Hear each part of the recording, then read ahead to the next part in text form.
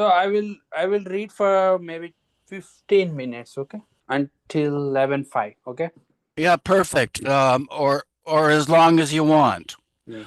So from the top of the page, um, we're at page 3061, listeners. The year is 1952. The chapter heading is called "Trip to the West," and Mayor Karan is reading first. Go ahead, Mayor Karan. Referring to Elizabeth, Harry's aunt, Baba remarked, "Whatever Elizabeth has done for me through love is beyond imagination." Margaret Scott had not seen Baba since 1935. "I am sorry I caused you suffering, Baba, for I know you have suffered for me," she stated. "But your love has compensated for all the suffering," Baba assured her. "I know deep down you do love me. Baba loves you too." Margaret said, "Sometimes I'm very naughty just because I do not understand. I think I understand now. The most important thing to understand is that we must be honest to God, Baba, ourselves, and to humanity. Honest is the in the sense that in loving God there has to be no compromise. Have you anything to ask?" "I just do not know. I feel so peaceful." "There is no need to ask. And be sure of my love to help you." "No need to ask. But Baba will help you through his love. Love God and Baba, and leave the rest to divine will."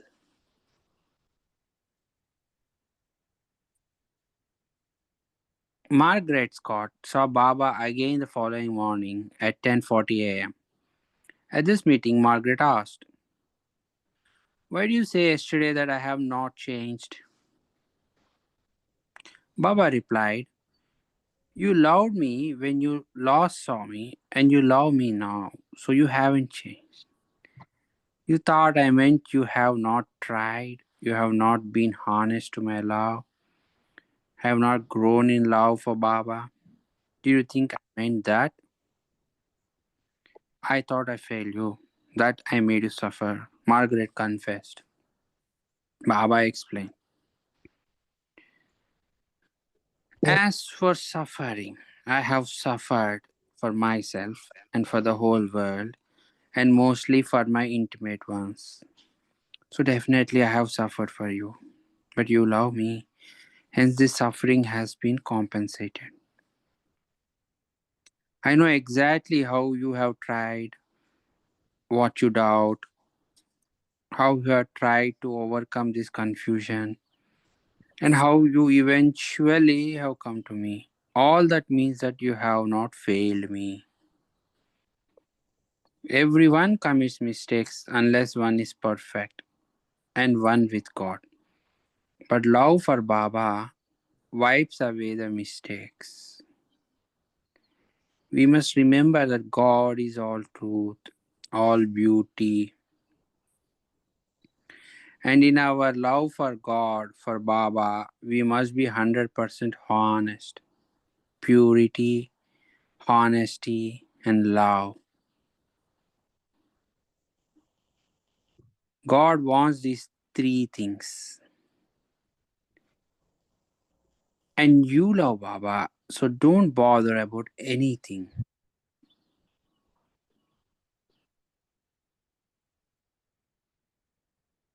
Love can wipe away every weakness, every mistake. When you love Baba 100%, God who is within you knows the love, and that is enough for him. He is in all, in saints, in sinners, in animals, in inanimate objects, and in everyone. He is here right now, within and without. He knows what we speak. He is wonderful, infinite, and only He is real. He knows you love Baba. Don't worry about weaknesses. They will go. Defects will go. Even if they linger on, love will one day consume them. In the ocean of love, everything disappears. However dirty our minds may be, the love we have will cleanse it completely. If you were to wash your face every day in this lake, in brackets on the center, all the dirt would go into the lake, but the lake would remain clear. Similarly, in you is a lake of love for Baba. So, for every difficulty, every weakness that persists, you need not bother. It is being washed off. You must love with all your heart and honesty. Love demands that you think not of yourself but of the beloved. So do not worry. And I tell you, even if you at times get doubts, get confused, even if you cannot love me as I want you to, do not worry at all. Baba loves you, and that matters.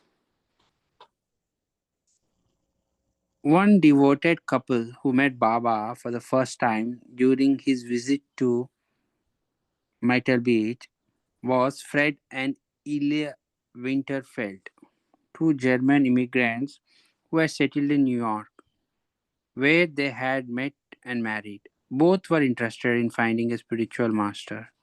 Fred, 54, had been searching for many years, and Illa, 55, had left a divine as felt a divine presence on earth since childhood.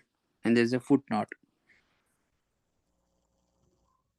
A footnote says Illa Winterfeld was related to the philosopher Rudolf Steiner. They decided to save money to take a boat or plane to the Himalayas or some South Sea island where they would begin their search for their master. In mid 1948, a well dressed woman came to the apartment building where Fred was the superintendent and signed the lease for the penthouse apartment. As the woman's fur coat parted open, Fred was drawn to a button she was wearing on her blouse. Is he a spiritual master or a yogi? He asked. The woman replied, he is a great perfect master. Fred was curious, and the woman said that after she had moved it, he could come one day and talk about it. The woman was none other than Ividius. Fred was deeply impressed by what she told him of Baba. He borrowed Jean Adriel's book Avatar and took it home to share with Illa. Illa, on the other hand, joked at the book and felt that Baba was a false Christ and said so. But as she opened it, gazed at Baba's photograph, and read of his love, she too was deeply touched and grew to love and think only of him. They became Sufis under Ivy's guidance. Yet gradually Ila felt that her heart was Baba's alone. She had respect for Inayat Khan, but she wanted only Meher Baba as her master. And so, without telling anyone, she wrote a note to Baba in India, not expecting a reply. But soon a letter came in which Baba stated, I am touched by your love. The time has not yet come for you to serve me directly, but soon it will. Ila was ecstatic. Baba had accepted her. She knew she must now leave the Sufi order, and she told this to Avi, who released her from her woes. At last, Fred and Ella came to Metal Beach to meet their master at 3:10 p.m. on 10th May 1952. They were shown into the lagoon cabin. As they entered, Baba stood up, his arms unfurled to receive them. He embraced Ella first. She dropped her head on his shoulder like a tired baby or little bird, and all she could say was, "Oh, Baba," in a sigh of complete resignation and repose. Fred, who prided himself on his detached powers of reasoning, was trying to analyze what was going on. Fred described what happened. Baba looked at me over Ila's shoulder, winked, and grinned from ear to ear. And at that moment, reason, 4 years of reasoning, like a burst balloon, went out the door. It was replaced by instantaneous knowledge, recognition, and conviction of the absolute truth of that with whom I was faced. That feeling sustained me for the rest of my life. Baba then embraced me. When Baba embraces you, you feel as if you have taken a warm bath of love. You get so full of ecstasy, uplifted. All the pains, cares, draws of life drop away from you as meaningless. There is nothing but Him, the only truth, the only reality that has any meaning. Taking their hands, Baba sat down with one on either side of him, still holding their hands. Meherji was interpreting the alphabet board. Lover and beloved were reunited at last. They poured out their hearts and told Baba everything, asking for instructions, which he gave. Baba disclosed to them, "I have heard so much about you from Eleanorina, Elizabeth and Norina, and also from your own heart's voice. I feel very happy, very, very happy indeed.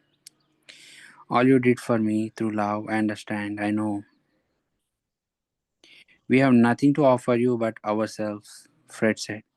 "We have surrendered to you, but we have not lived up to it as we should." "I feel so touched," Baba replied. "What more can one give than wholehearted love? And that you have for me. So, all your faults are to me just trifles. In the fire of love, all dirt is automatically consumed. What we have to do is be as absolutely honest with God as He is with us. He looks after everything and everyone with divine honesty, and we must love Him with heartfelt honesty. In loving Him, there can be no compromise. And as you love me, be sure God will help you love Him and know me in Him. Baba explained to the Winterfelds how he had changed the Sufi order and commented, "Norina is my jewel, Mrs. Juice is another gem, Elizabeth is unique. Now, what I wish you to understand is that I am not only concerned with Sufism, but also with Vedanta, Zoroastrianism, Buddhism. So, whether you follow Sufism or not, it all eventually comes to me. But if you are interested in Sufism, do continue to have interest, follow it, but on the basis of my plan for it. I do not think you need any ism. And as a matter of fact, Mrs. Juice, Babajan, and other leaders in India do not need Sufism because they have me.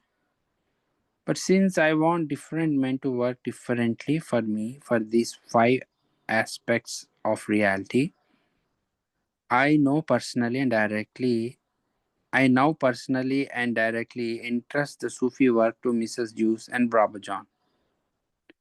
So, this work of Sufism will not be for themselves but for me. For example, I might one day find you suitable to do my Christian mystical work and entrust the work to you. That does not mean you need it, but for my work, I order you to do it, and you have to do it. I might ask you to help this work of Sufism. I might ask you to help in my work of any other aspect. Are you prepared to do it? The Winterfeld said yes. Then you are Babas and do not need any particularism. Only do as tell you. You know, it is all God, all truth, all one reality. When one experiences that reality in one's own self, then all is clear from beginning to end. In an awakening that has no beginning or end. Then God and God alone is real. We are all one. May my very love for you and your love for me and your preparedness to do as what I tell you to do bring you soon to that reality. God can do this in a flash. I will tell you tomorrow about my program so that we can see where you can help. I know you cannot help with money, but all the love you have will help me. And how you can help, I will tell you tomorrow. The Winterfelds offered their farm to Baba to do with as he liked. Baba remarked, "You give me the only possession you have, and yet you say you have not done enough for me. You love me so much." Baba had informed them to come again the next day at 4 p.m. At that meeting, he continued, "I know you are not rich. You own a farm, and that you have given to me. This gesture of love to me is worth the whole universe. I know with what genuine love you offered me that land. With what genuine love you work for me and are prepared to do anything for me. Many Westerners are very advanced in loving God. Now the time has come when they need a push. The climax is nearing. November 15th, my fiery life begins. So, God willing, this climax will bring about the unification of East and West in a spiritual world. It is going to end. God is doing it all, and Baba has to play the greatest part. This, in brackets, will be enabled. This with the help of Eastern and Western lovers like you. So, don't worry about anything. Do not feel confused about anything. Do just as I tell you. The possibility of selling the farmland to raise proceeds for the center work was discussed further. Fred offered their car also, but Baba told him to keep it. The Winterfelds had been expecting to stay in Myrtle Beach for 10 days, but Baba now ordered them to leave for New York as early as possible the following day. They left him, feeling sad, but with the determination to carry out his wishes. At 2 a.m. that night, they woke up and left Myrtle Beach, reaching New York in the evening. Another New Yorker was Harry Hetker, who had come to Myrtle Beach by bus. When Baba saw him briefly at 3:40 p.m. on the 10th, he informed him, "Your visit is good for you and for me because you love me. I love you too. And you love me because I love you. So it is worth it for both of us. Just these 5 minutes. Contact will, by God's grace, last forever. God is truth, is eternal, and all love. That means whatever has been created by love, true love, never dies. And so this contact will never die." Edgar expressed his desire to see people more and more as his brothers, saying, Sometimes it's difficult to see all as brothers. Baba advised, try to see Baba in them, then you will see them as brothers. Eventually, we are all one. Those who know by experience know that we are all one in God. Ignorance goes, and knowledge of oneness comes automatically.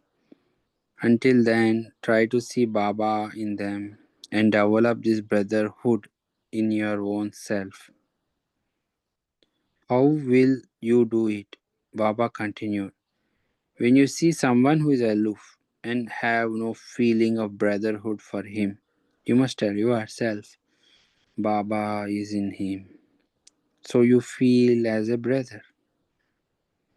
I have the feeling you are with me, Edgar said. I wish it to continue. What a question. Now that you have seen me, contacted me, embraced me, God will make you feel me more and more until you realize me. As mentioned, Baba held further private meetings with a few close lovers on Sunday, 11th May 1952, at the Lagoon Cabin. Malcolm saw Baba at 8 a.m. that morning. Baba asked him to versify some of his messages, and Malcolm immediately set about the task. He flew back to California the same day, where he was to complete arrangements for Baba's visit at Meher Mount. Baba had also told him he wanted 7 young men or women around 17 years old to do exactly as he tells them for his work in the West. Do not bring me lots of people, bring me lovers of God, and I will bow before them. Baba stated, otherwise, I will bow down to myself.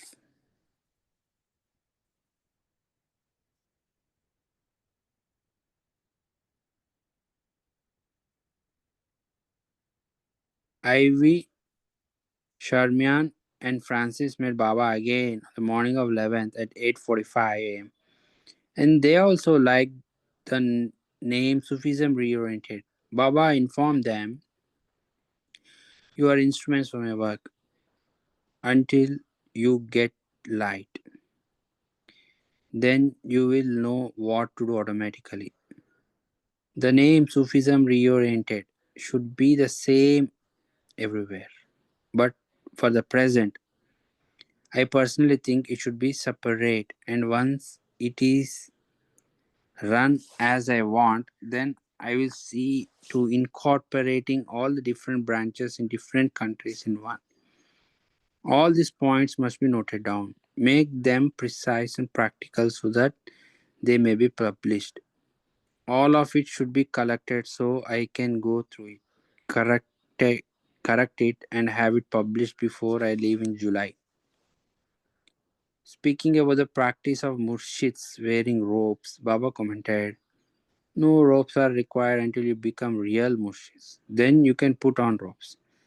The very basis of Sufism is a woolen garment because it absorbs the dark sanskaras of others. When you have light and you wear the robe, the wool will absorb sanskaras. Muhammad wore one, Krishna too, and now Baba wears a woolen garment. Another woman who met Baba for the first time during this visit was Evelyn Blackshaw of California.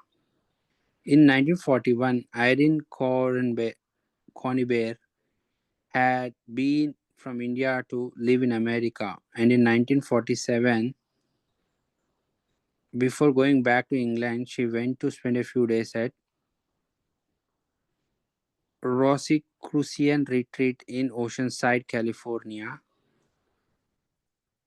The footnote is the Rosicrucians are a Christian mystical order.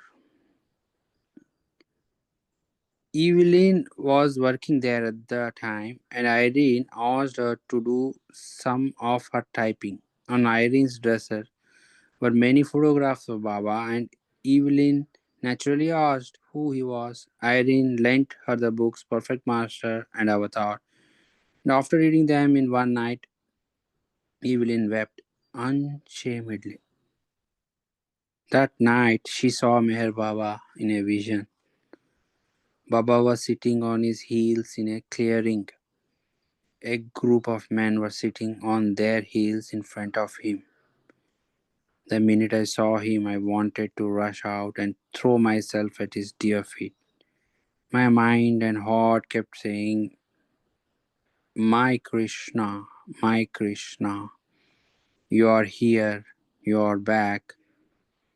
Although born in the West, I had heard the name Krishna somewhere, and when I heard it, my heart leapt strangely, although I did not know why, but now I knew.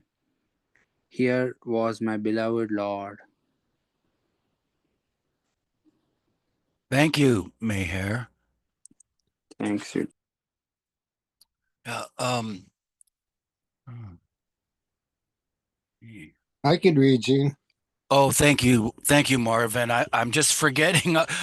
I'm getting a forgetfulness thing where I've forgotten who iPhone is, and I know who she is. I know her as a person, and I cannot remember her name. Marcia. Yeah, Yeah, yeah, Martha. Right. yeah. Thanks, Marcia. Did going out and coming back in work?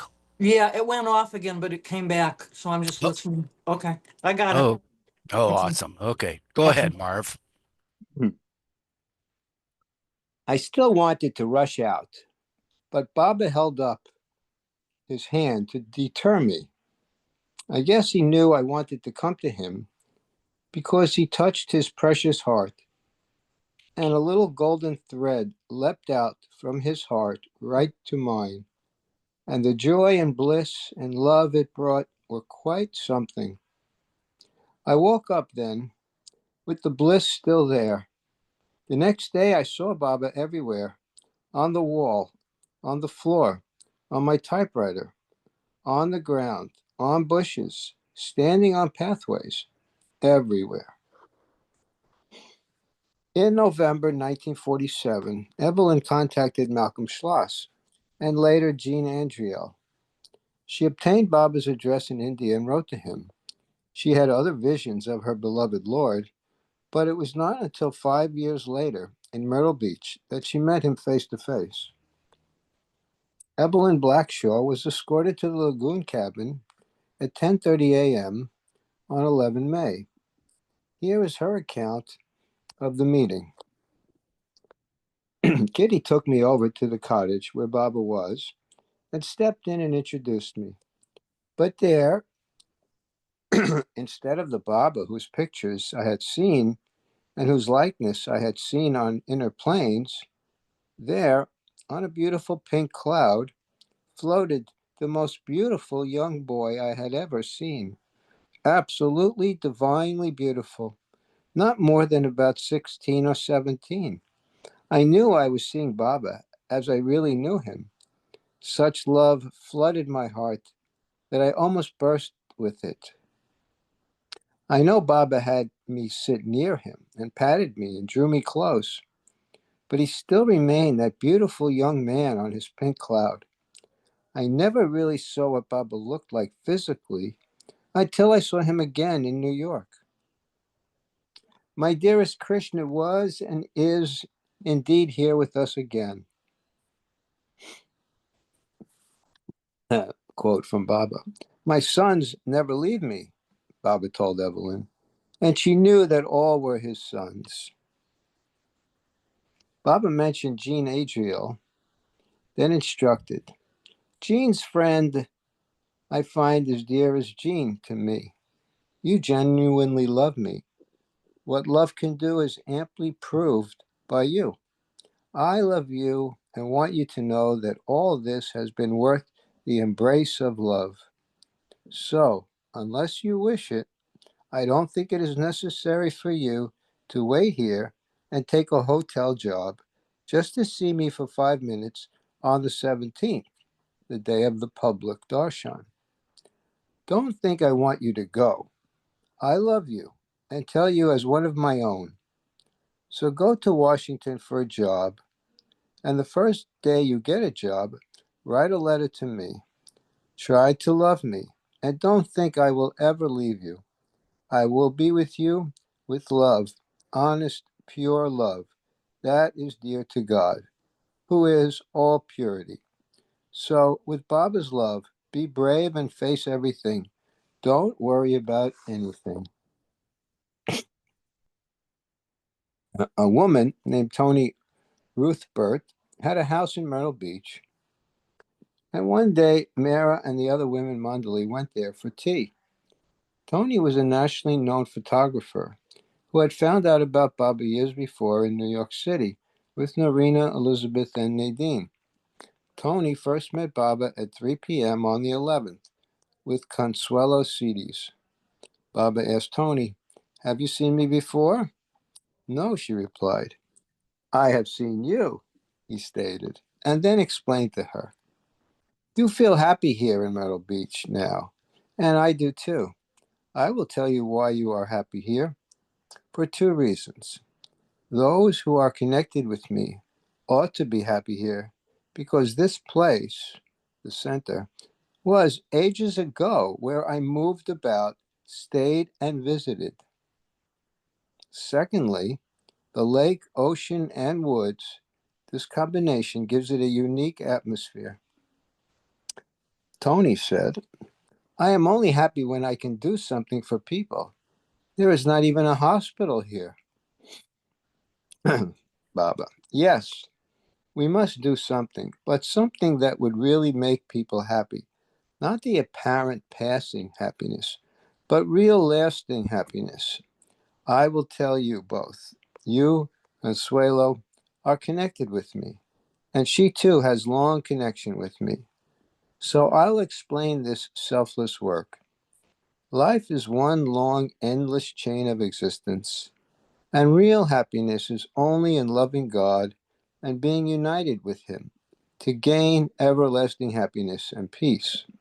Therefore, the greatest service one can render to humanity is to make them feel this reality.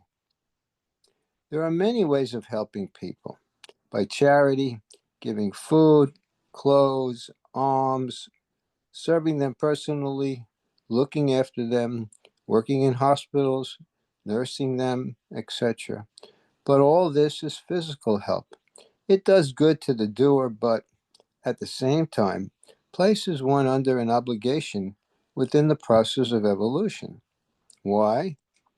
For instance, I have no food and am starving. I come to you and ask for food. You give some to me.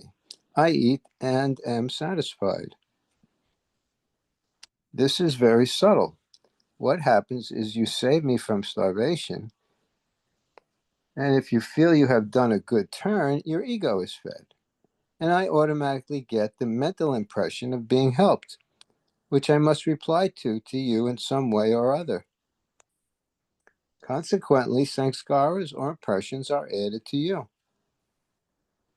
Karma yoga of selfless service demands two things, which are very difficult to do. Help others, serve others, but in a way in which you are not even for a moment conscious of having helped or served them.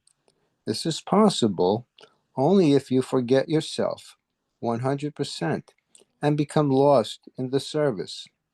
That is why masters say the only way to help human beings is not just tending to their physical needs, but to give them spiritual upliftment, making them know that the purpose of life is knowing God in perfect honesty, not by hearsay or hearing. So you feel the need to do something for the needy, for others. Help others, that is very good indeed. But unless you know how to do it, there is always a chance of getting into a mess. Baba then spoke about his future plans. Now, here I have a plan. From June 15th to July 15th, when I am free from other work and not seeing people, I will do two things. The book, God Speaks, on the 10 States of God, and plan out the center here, which represents 4 aspects of the path to God. 4 centers in this very center. 1 of Sufism, 2 of complete renunciation for those who want to get light, 3 of selfless service to people in the way I chalk out, and 4 for those who live in the world and yet want detachment for meditation and other things. 4 centers to be made here under my guidance, where every aspirant can attain the truth. This needs a lot of money. I am the poorest of the poor, and yet I hold God and the whole universe in the palm of my hand. Money comes to me and goes. I do not touch money since my silence. Elizabeth has spent so much on this property and has limited funds now, but I know God will arrange everything as I want. I will make 4 centers, 1 for meditation, 1 for service, 1 for renunciation, 1 for knowledge, under Baba's direct guidance. In July, Baba will go, and on November 15th, begins my fiery free life. It is the climax of the life, and it might end in a violent giving up of my physical body. I feel like that, and I have to do this work. God is all purity, all honesty, and our love for him should be so honest as not to brook any compromise at all. So whatever you do to help others, to give them happiness, you must not be conscious of having done so. Then you are safe. They are safe. You feel happy, they feel happy. This is very rare. The whole basis of the Gita and Vedanta is selfless service. Make others happy, but do not seek reward. Do not mind the result. Never think of having helped them.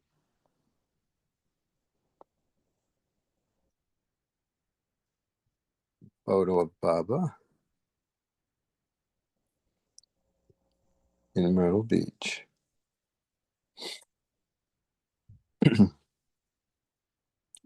Baba met many others on the afternoon of the 11th. Agnes Bourne's name had been left out by mistake the previous day. Baba consoled her. Yesterday, through misunderstanding, you were missed, but you should not feel bad about it. My specially sending for you means my contact with you. You actually met me yesterday. They told me you felt very bad about it. Helen Norina told me how you work for me, and I who observe silence, and we who express silence know things that are not spoken. Just then the rain stopped and the sun came out. Baba quipped, I think when this dear soul is going to see Baba, God brought an end to the rain. I think when this dear soul is going to see Baba, God brought an end to the rain, saying, let us clear the clouds and let the sunshine enter. About Elizabeth, he complimented, Elizabeth is God's gift to Baba. I say that wholeheartedly. Baba commented about Narina to Leonardo Nichols at 4 p.m. Narina is in Baba's heart. She cannot leave Baba. Baba cannot leave her. The woman suffered from doubts. Baba advised, you love me even if sometimes you doubt it. When you feel doubts, tell yourself, Baba told me I love him genuinely, and Baba loves me, so I must not doubt him. I will never doubt again. In the Lagoon cabin at 5:05 p.m., Baba met Michael and Ann Kohanow, a couple in their late 30s, and explained the 3 types of conviction to them. He ended by saying, the safest way to the goal is to submit through love to one who has attained this end. Then all you have to do is to be guided by him to the goal. This feeling of certainty is then not necessary. What you have to do from today after having seen me and contacted me, is have a burning longing to see God, to become one with God, with this thought: Baba, let me see God, and let me give light and happiness to others. This thought should be constantly with you, wherever you are and whatever you do. Baba, help me to know God, to see God, and then give light and happiness to others. You are the first ones to whom I've explained this. I saw many, but such instructions are given first to you. Do it honestly, faithfully. The couple agreed, and Baba continued, explaining to them about intuition. When you feel something as intuition and have no doubt about it, then know it is real. Passing doubtful thoughts and temporary emotional feelings should not be given importance. But when you feel it touches your heart, follow it. When it is from the mind, it is not intuition. Intuition means that which comes from the heart. In the divine path, there is intuition, then inspiration, then illumination, and finally realization. If it touches your heart, follow it. And God willing, from today you will know that if it is intuition, it is right. My love will help you and guide you to understand what is right. Love Baba. God wants honest love. He is all honesty and wants honest love. So love Baba. God will help you in your quest for the truth. Frank Eaton, 41, had been helping Elizabeth develop the Myrtle Beach Center since 1944. Frank had heard about Meher Baba in the early 1940s. He also met Baba for the first time on 11 May at 5:30. At last Frank has come, Baba stated. Eleanorina have been talking so much about you. You've worked so lovingly at the center, and I wanted to see you so much. Now, God willing, you will get what you want. Baba, my wife, Irene, does not believe you are God, Frank said. Baba, but be loving to her, even if she does not believe in me. God willing, one day she will get that light. I know all. Don't worry. Leave everything to me. Love me as you do. And God willing, everything will be straightened out. Baba spoke with a Sufi named Mrs. Orr later in the afternoon. On 12 May 1952, Dr. G.D. Vinod, a professor from New York who knew the Winterfelds, saw Baba at 8:15 a.m. Part of his interview is reproduced here. I am writing a book on the psychological condition of the world in relation to war and peace, he said. I have traveled to Australia, Europe, Asia, and America, and have had the Sahabas of Shankaracharya, head Hindu priest. I want your blessings. I know these things are temporary and traditional. They do not mean much. Baba interrupted him. They mean nothing. Conviction through the intellect has only a limited scope and might land one into the mess of hypocrisy. God is absolute honesty and purity, and in knowing him there can be no compromise. Beyond intellectual conviction is the conviction by knowing through feeling, seeing God as you see me. Only that can make you have the conviction of being one with God in reality. So unless the certainty of unity with God comes, all talk is dishonest. How does the unity get established? Vinod asked.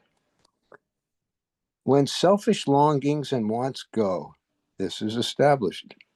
God is not there when there are desires and longings, but one must experience this reality.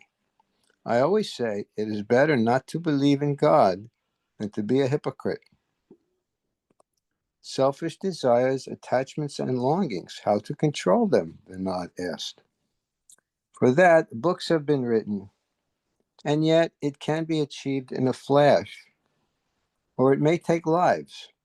So to ask how to win over desires, is like asking, how can I die living? How can I have consciousness in sound sleep? Mind, as long as it is there, goes on working in spite of yourself. So, as you sincerely and honestly want to know, and I feel you need it, and are a person of such intelligence, if you really achieve this, you will be able to work for God and the universe in a real sense. Baba then gave him certain instructions for meditation and concluded, so start now. Baba has explained so much to you. God's work is my work, and you will do my work. When you have the ocean within you, you cannot crave for a few drops of water. That is what I want you to see, not just through reason, but by actual experience. Will I succeed? If you do it honestly, Baba will be helping you every night at 12. Do it honestly and leave the rest to me. Footnote: Vinod confessed to a weakness for women and subsequently disregarded Baba's orders to abstain from such entanglements.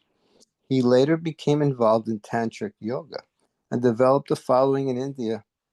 He permitted persons to bow at his feet, despite Baba's warnings to him, delivered through Adi Sr., that he not do so. Vinod developed white leprosy and had many other health problems. Francis Ivy and Charmian met with Baba again at 10 a.m. on the 12th.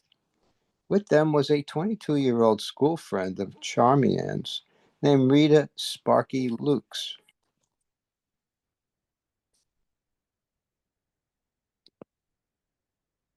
I'm sorry, one second. Oh, here we go. To Ivy and Francis, Baba stated in private. Thanks, Marvin. Marcia, could you unmute and continue, please? Let me pinch it out a little bigger. Okay, I have to go to it where we're late. Okay, 3074 1952 trip to the west. You just put something up that's blocking it. Okay. Oh, sorry. Now you both listen very carefully, because for the first time, I am taking personal interest in Sufism. I am very serious about the reorientated Sufism, and we must be so honest as to have its results appearing all over the world. Okay. Wait, you want, there are three things that always hinder truth. First is temptation. Very, very few persons can overcome temptation. Temptation of money, fame, power, lust, and leadership are disastrous, very binding, and very few escape it. Second, vagueness about things, and third, dishonesty. Wait, cancel. Hold on. Sorry. So the first point is you must do it, carry it out, his instructional faithfully, as if your very life depended on it.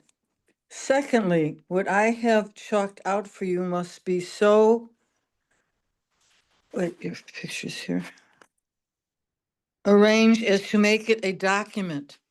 Baba will sign it and get copies. Wait, it disappeared. Hold on. Oh, where'd you go? Oh, it zoomed in so big. Hold on. Okay. So the first point is you must do it, carry out his instructions faithfully, as if your very life depended on it. Secondly, what I have chalked out for you must so arrange as to make it a document. Baba will sign it and get copies printed. It will be common for all the Sufi centers all over the world. Francis was instructed to go straight back to Australia and inform the Sufi group there that Baba had dissolved their initiations and they were to stop all practices of breathing and chanting mantras, etc. He left the same day. Francis, wait, you went too high. Well, hold on. Okay. Francis Brabazon had waited years for the chance to meet Baba, and the instant he saw Baba, his heart accepted him as the Ancient One. He declared his wish to stay permanently with Baba, but keeping him in Myrtle Beach for only 3 days. Baba sent him back to deliver the specified orders and promised to call him. Francis wrote of his initial contact with Baba. This meeting was the culmination of 10 years of spiritual study and search for that ideal guide in whom I could unreservedly place my confidence. That man who I felt had mastered every difficulty and obstacle which still confronted me. During the previous 10 years, I had studied the methods and practices of the great Sufi schools and had read fairly widely in Vedanta, Buddhism, and, and then me. During the previous 10 years, I had studied, the methods and practices of the great Sufi schools and had read fairly widely in Vedanta, Buddhism, and other systems, including Taoism and Confucianism. In Meher Baba, uh, I lost the screen. Okay, hold on. Okay, let me see.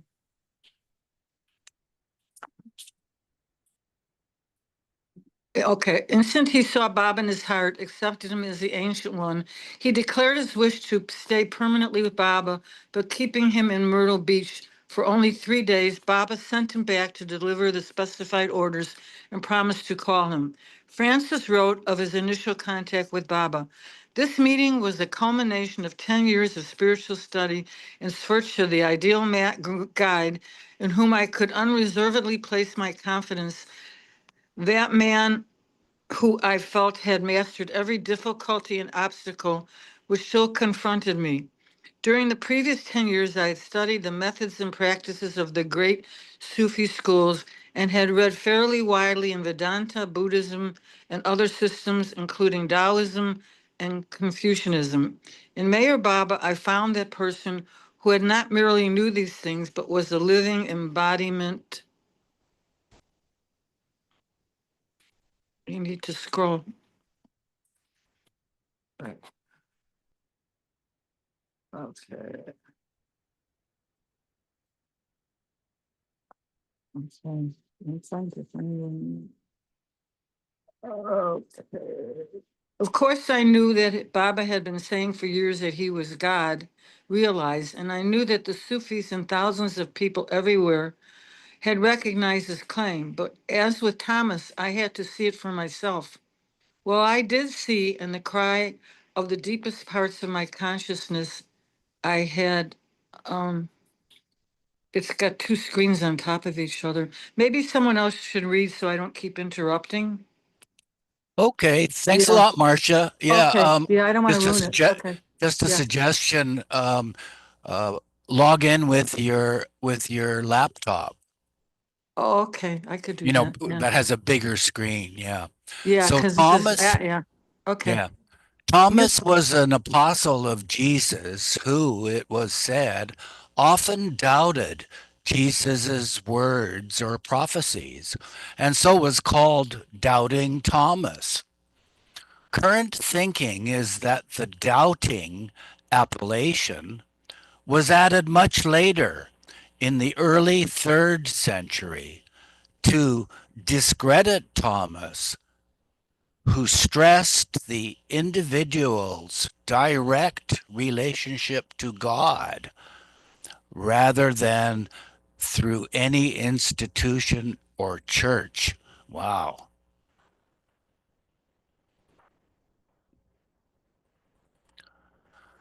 Well, I did see, and the cry of the deepest parts of my consciousness had been answered.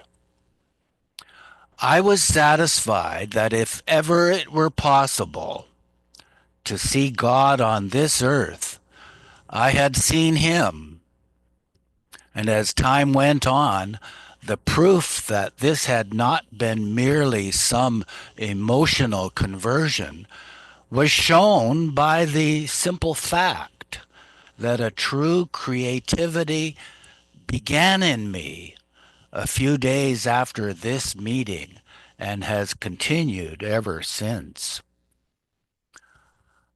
I have met no one or experienced no experience which has melted my heart or sharpened my intellect as he has. For 7 days after he departed from Baba in Myrtle Beach, Francis continually wept. His heart was in turmoil. His tears finally dried, age observed, but his heart remained aflame. He was snared in the net of the divine fisherman, and his surrenderance at Meher Baba's feet was absolute. But the divine fisherman toyed with this prized catch for 7 long years before Francis was allowed to stay with Baba at Meherzad. Meanwhile, Ivy and Charmian were allowed to stay in Myrtle Beach until 18 May, but were instructed to be in San Francisco by the 3rd or 4th of June to await Baba's arrival in California on the 6th. The Shaw family had another interview with Baba in the Lagoon Cabin at 9 a.m. on Wednesday, 14 May 1952. Baba stated that he felt relaxed. He narrated the humorous incident about Lahu, the servant boy, drinking half his coffee when he was fasting in seclusion at Upper Mehrabad in 1927. Then Baba called for the station wagon. He and the 5 members of the Shaw family got inside and rode to Baba's house with Adi as the driver. Baba personally showed them the house, taking them from room to room.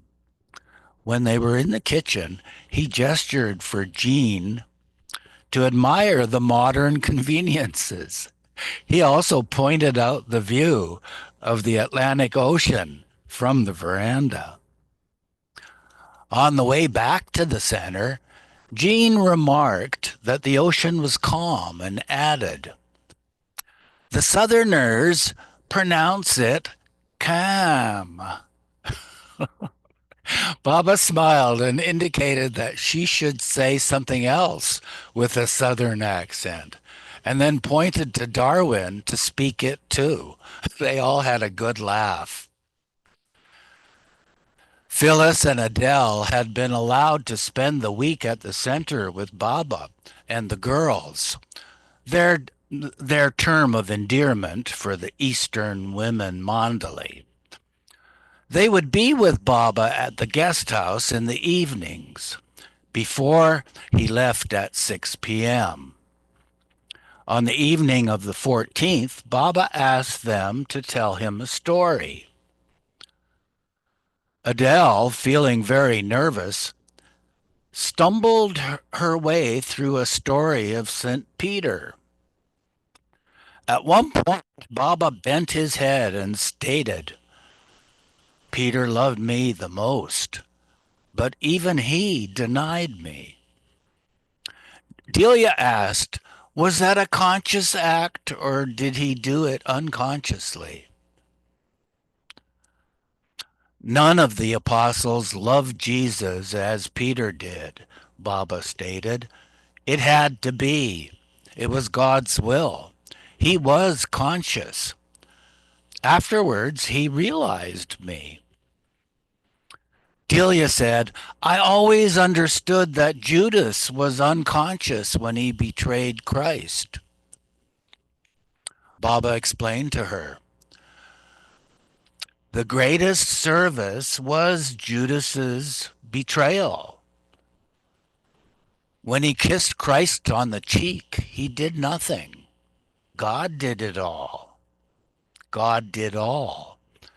He behaved under a veil. He had the most difficult task to do for the master of all the disciples. Baba then indicated that Judas, too, had been given realization. Turning to Phyllis and Adele, Baba remarked, nothing matters but love for God. Musts have this love.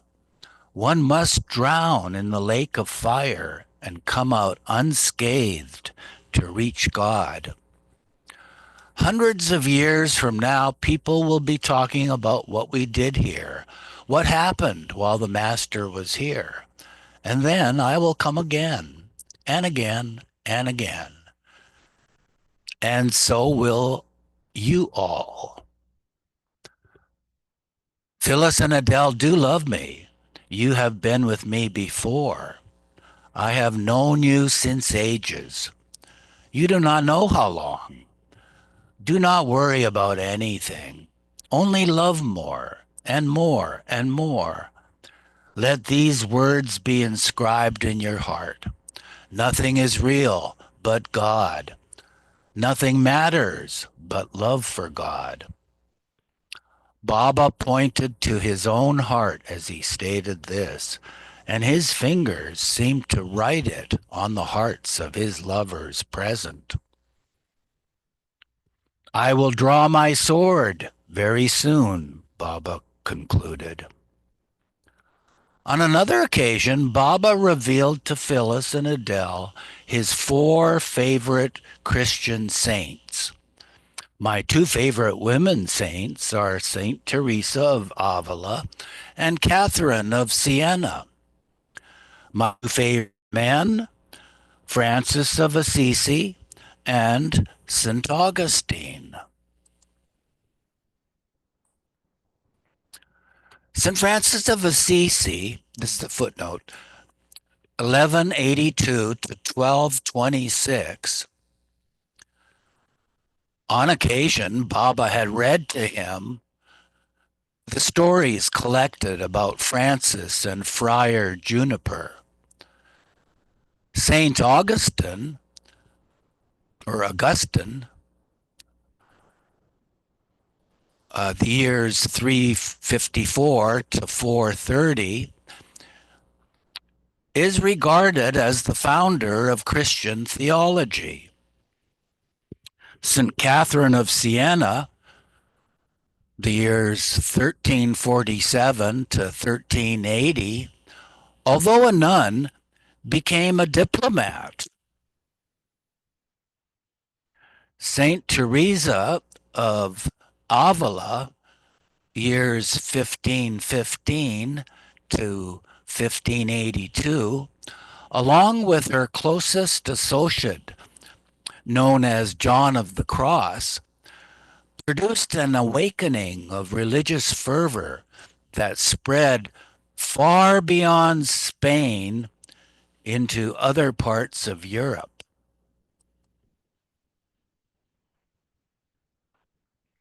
He added teasingly, Phyllis looks like Saint Teresa and Adele like Saint Catherine. Baba met with Darwin Shaw and John Bass, or Bass, on Thursday, 15 May 1952, from 9 a.m. to 11 a.m. in the Lagoon Cabin.